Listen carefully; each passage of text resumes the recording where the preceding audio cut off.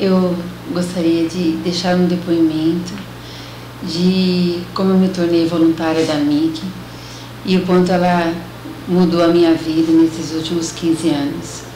Eu nasci de uma família muito humilde, meus pais lutaram muito para poder educar a mim e a minha irmã, e ao longo dos anos eu tive a oportunidade de estudar num colégio muito bom, na Unicamp.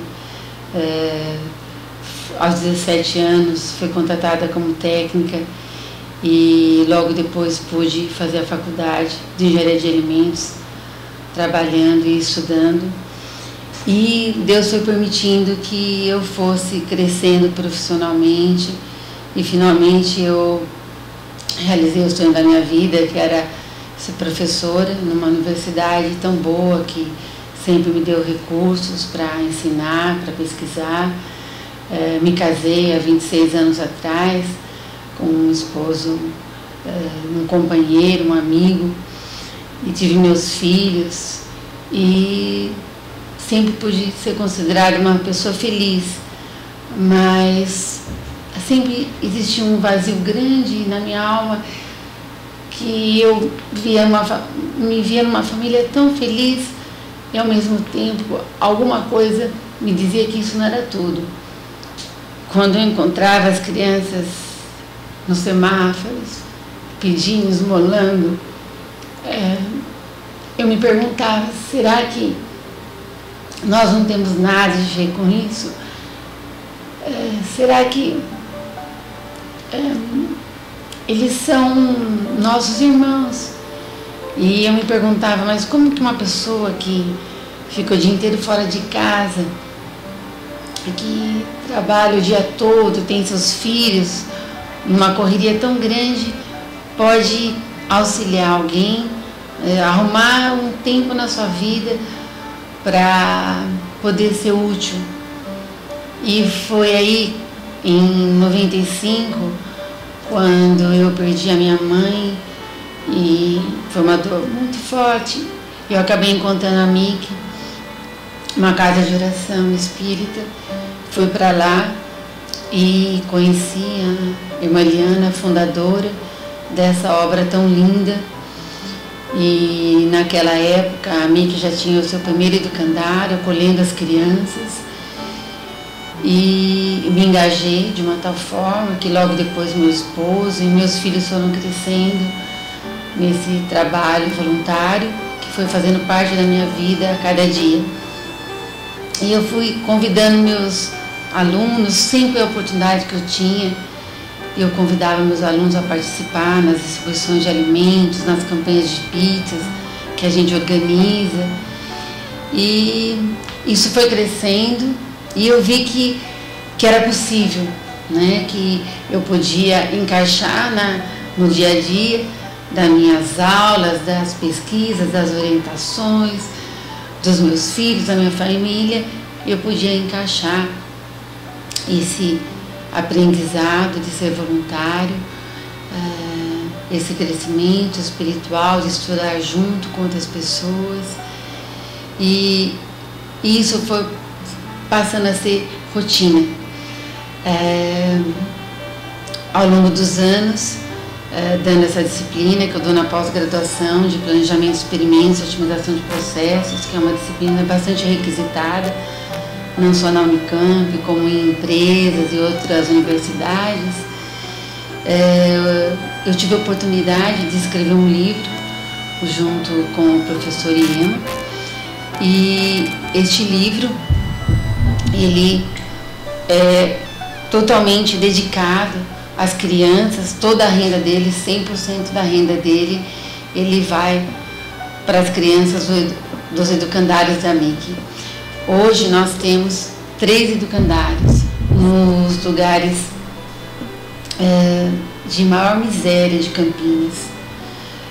Essas crianças, elas são acolhidas na MIC para que seus pais possam trabalhar em paz. No segundo educandário que nós tivemos, quando nós montamos o segundo educandário, em 99, foi quando 4 crianças morreram queimadas no barraco, porque seus pais iam para trabalhar e não tinham onde deixar essas crianças. Naquele ano, então, a irmã Eliana, fundadora dessa obra, foi chamada pela população para que a AMIC pudesse montar um centro comunitário para acolher as crianças. Este ano, em 2009, um outro local, no Jardim Campo Belo, próximo ao aeroporto de Campinas, onde, infelizmente, crianças se prostituem por um prato de comida, crianças de 8, 10 anos. Nós iniciamos também um trabalho lá com 100 crianças, no nosso terceiro educandário. Então, o que eu poderia deixar como depoimento? Que nós, que tivemos a oportunidade de estudar, nós temos um grande compromisso social com essa população marginalizada, né, pela sociedade. Nós não podemos ser indiferentes a tanta dor humana, nós não podemos ser felizes com tanta dor humana ao nosso redor. Nós sabemos que nós não podemos individualmente mudar a situação, né, de um país com problemas tão difíceis de serem solucionados imediatamente. Eu acredito que as mudanças, elas se dão a nível governamental, sim, não resta dúvida, mas nós não podemos apenas apontar para os governantes do nosso país e dizer que eles são os únicos responsáveis pela mudança do nosso país. Nós também, nós que sentamos nas cadeiras das universidades, né, principalmente as universidades públicas, né, onde eles investem tanto na nossa formação, nós temos obrigação de retornar para a sociedade, seja o lugar onde a gente for, seja um gerente de uma empresa, onde ele tem o poder de decisão, de no lugar de demitir seus funcionários, tomar uma decisão mais humana. Nós podemos, sim, ser ponte entre aqueles que necessitam e aqueles que podem ajudar. Eu acredito nisso, eu vivo isso atualmente. Toda a renda do meu livro, dos meus cursos que eu dou em company, ele é destinado a essa associação. E isso só me traz alegria, alegria pessoal, alegria para minha família, paz de espírito, no sentido de que eu sei que é uma gota d'água no oceano, mas o oceano é feito de inúmeras gotas d'água. Então a gente precisa, né, se engajar num trabalho onde a gente possa ser útil para alguém, onde a gente não veja a criança, o jovem que está na rua com indiferença, porque vai voltar como violência para nós mesmos, para a sociedade. Nós temos que trabalhar para dar as mãos às organizações que se unem, né, através de pessoas que acreditam nesse trabalho. Nós podemos, seja onde a gente estiver, né, toda a cidade tem várias organizações. Eu gostaria de ler um poema muito lindo da Gabriela Mistral, onde ela coloca a importância das crianças e da urgência de acolhê-las.